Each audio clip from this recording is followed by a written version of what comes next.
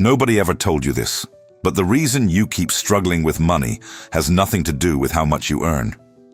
It has to do with a lie you were taught since childhood. And the Stoics, men who lived more than 2,000 years ago, already knew exactly what that lie was. Seneca was one of the richest men in all of Rome. Marcus Aurelius was emperor of the largest empire in ancient history. Epictetus was born a slave and owned absolutely nothing. Three completely different destinies, but all three arrived at the same conclusion about money. And that conclusion goes against everything modern society taught you. Today, I'm going to show you 10 principles these men used to master wealth, not through luck, not through some clever trick, but as a direct result of how they thought. If you take these 10 principles seriously, your relationship with money is never going to be the same again. Most people live in a silent war against their own money. They work all day and still feel like they're always behind financially. They buy things to feel good for a few hours and then go right back to feeling empty. They spend their lives comparing themselves to what they see on a screen, and that comparison never ends because there will always be someone with more. The problem isn't lack of effort. There are people working 16 hours a day and still in debt. The problem is that nobody taught the right relationship between mind and money. Schools teach math, but they don't teach how to think about wealth. Families pass down fears and limiting beliefs from generation to generation without even realizing they're doing it. And the result is a cycle that repeats itself. Work more, spend more, feel more fear, work even harder. The Stoics identified this cycle centuries before credit cards existed, before advertising existed, before social media existed. And they found a way out that still works today. First principle. The first thing they understood is that money is neutral. It's neither good nor bad. It simply amplifies who you already are. If you're an anxious person, money will amplify your anxiety. If you're generous, money will amplify your generosity. Seneca wrote that wealth is the slave of the wise man and the master of the fool. That means the same amount of money can free one person and destroy another, depending on the inner state of each one. Think about someone who wins the lottery without being internally prepared for it. Within a few years, most of these people lose everything. Not because the money is cursed, but because their mind never changed. They kept spending out of fear, out of desperation, with the same scarcity mindset they had before winning. The money just revealed what was already there. Now think about someone who loses everything in a failed business and 5 years later builds something even bigger. What changed wasn't luck. It's that this person carried inside them a creative mindset that no bankruptcy could ever erase. This is why two people can receive the exact same inheritance and end up with completely opposite outcomes. One multiplies it, the other destroys it. And the difference is never in the amount received. It's always in the mind that receives it. Before asking the universe for more money, ask yourself if your mind today is actually ready to hold on to what you're asking for. Because if it isn't, more money will only speed up the problem that already exists inside you. Second principle. This brings us to attachment. Attachment is the biggest enemy of prosperity. It sounds contradictory, but the more desperate you are to make money, the harder it becomes to make it. Desperation blinds decisions. It makes you accept bad deals. It makes you sell low and buy high. It makes you argue over price when you should be building a relationship instead. Seneca, despite being extremely wealthy, practiced something strange for his time. Every so often, he lived as if he were poor. He ate simple food, slept on hard surfaces, wore plain clothes. He did this to prove to himself that he didn't need money to feel good. And ironically, that inner freedom is exactly what allowed him to manage massive fortunes without ever losing emotional control. Think about a negotiator who walks into a meeting desperately needing to close that deal. He accepts any condition just so he doesn't walk away empty-handed. Now think about a negotiator who knows he'll be fine either way, deal or no deal. That second negotiator always gets better terms, because the one who doesn't need it is always the one who holds the real power at the table. Third principle. The third point is about time.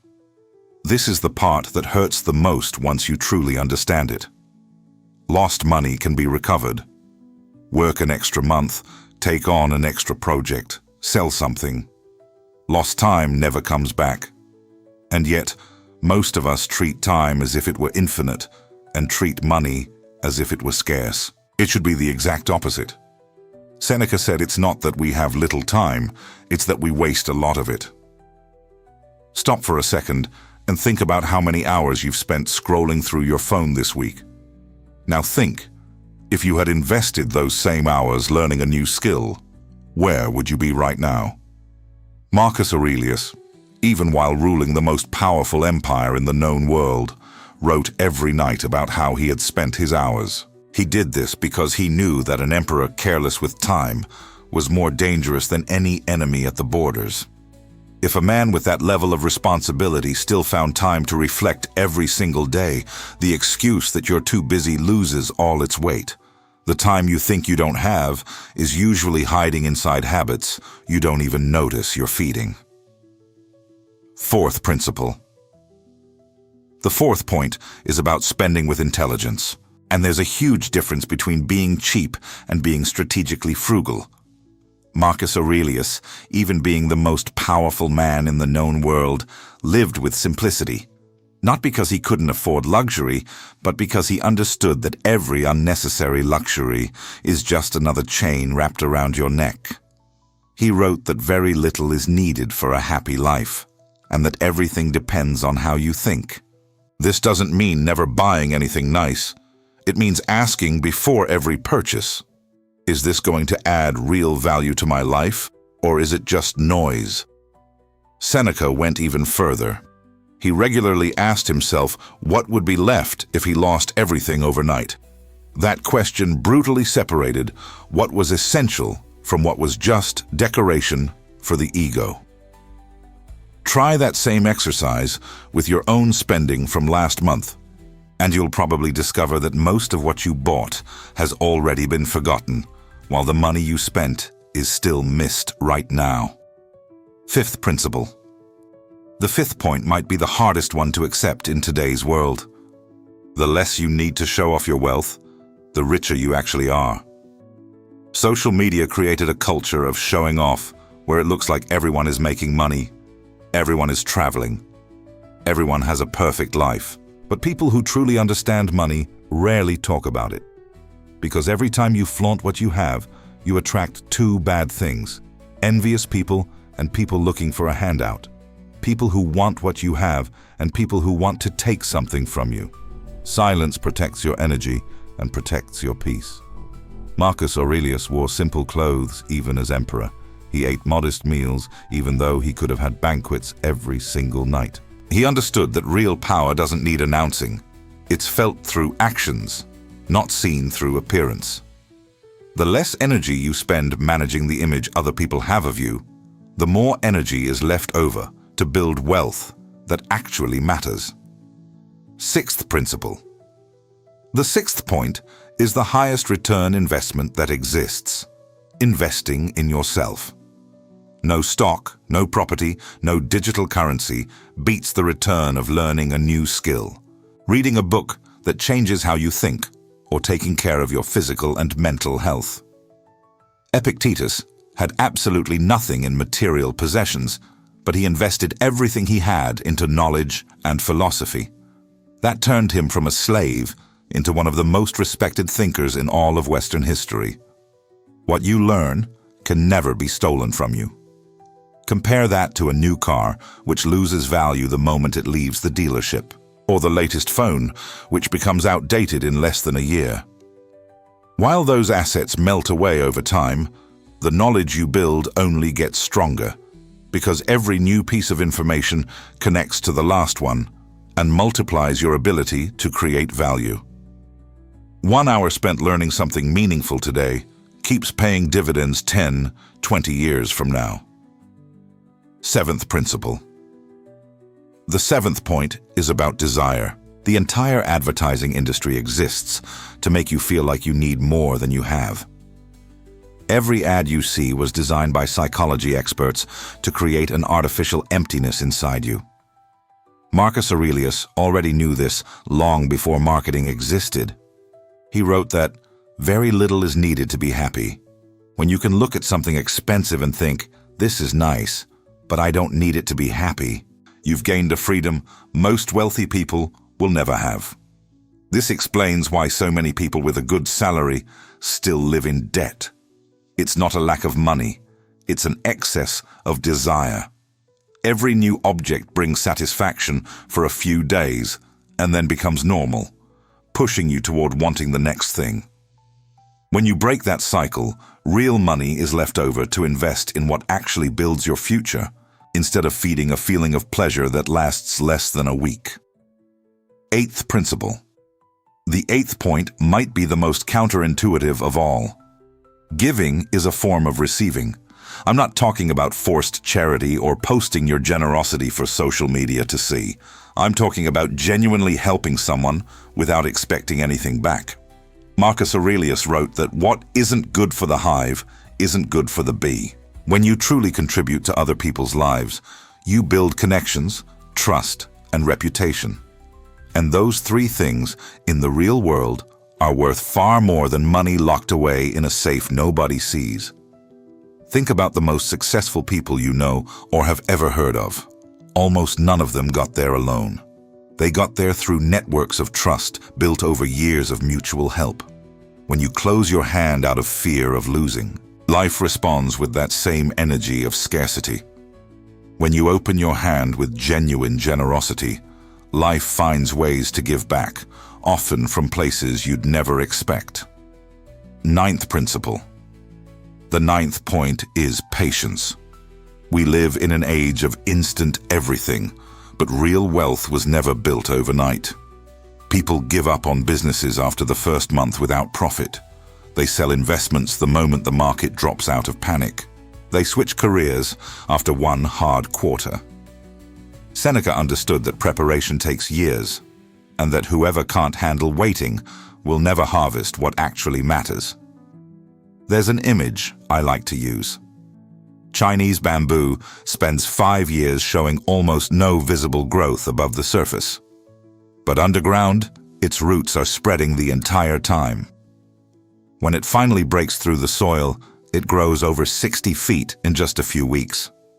Anyone watching from the outside would think nothing was happening, but the whole foundation was already being built. That's exactly how a solid business, a well-built investment portfolio, or even a professional reputation works. The invisible work of the early years is what supports the explosive growth that comes later, and whoever gives up before that point never gets to see the result they were just a few steps away from. 10th principle, Ainnam. And here we arrive at the 10th point, the one that ties everything together. Money without purpose is a burden, not a blessing. You can apply all 9 previous principles and still feel empty if you don't know what you're building wealth for. Marcus Aurelius wrote that what we do in life echoes into eternity. He wasn't talking about fame. He was talking about contribution, about leaving behind something that keeps generating value even after you're gone. When your money is connected to a real purpose, it stops being a source of anxiety and becomes a source of meaning. Seneca used his own fortune to help friends, to fund the education of promising young minds, to write works we're still reading more than 2,000 years later. His money had a soul. It wasn't just a number in an account. Ask yourself what you would do with all the wealth in the world if you had it today. If the answer doesn't genuinely move you, that's a sign you haven't found the purpose that should be guiding your pursuit of money. Without that clear direction, any amount will keep feeling insufficient, because the emptiness you're trying to fill was never financial. It was always about meaning. None of these men had an investment app, a spreadsheet, or a personal finance course. But they understood something most people today still haven't figured out. Real wealth starts inside the mind and then shows up on the outside. You master your money when you master your desires. You master your financial future when you master your patience. And when you put all 10 of these principles together, you stop chasing money desperately and become the kind of person prosperity naturally flows toward. If you want to keep going deeper into this Stoic wisdom, there's another video on the channel that shows exactly what to do next, and it's showing up on screen right now.